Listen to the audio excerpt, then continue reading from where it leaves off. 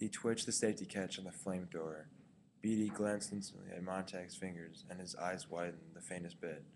Montag saw the surprise there, and he himself glanced at his hands to see what now they were doing. Thinking back later, he could never decide whether the hands or Beatty's reaction to his hands gave him the final push toward murder. The last rolling thunder of the avalanche stoned down about his ears, not touching him. Beatty grinned his most charming grin. Well, that's one way to get an audience. Hold a gun on a man and force him to listen to your speech. Well, speech away.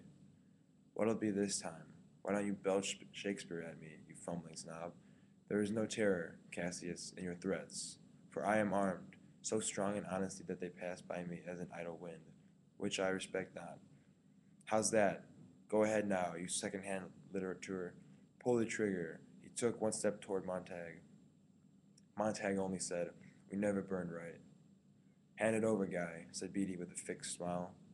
And then he was a shrieking blaze, a jumping, sprawling, gibbering mannequin, no longer human or known, all wreathing flame, on the lawn as Montag shot one continuous pulse of liquid fire on him.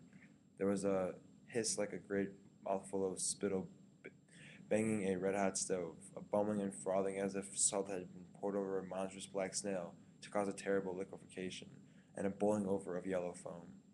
Montag shut his eyes, shouted, and fought to get his hands at his ears to clamp out, to cut away the sound. Beatty flopped over and over and over, and at last twisted in on himself, like a charred wax doll, and lay silent. The other two firemen did not move. Montag kept his sickness down long enough to aim the flamethrower at them. Turn around. They turned, their faces like blanched meat, screaming sweat. He beat their heads, knocking off their helmets and bringing them down on themselves. They fell and lay without moving, the blowing of a single autumn leaf.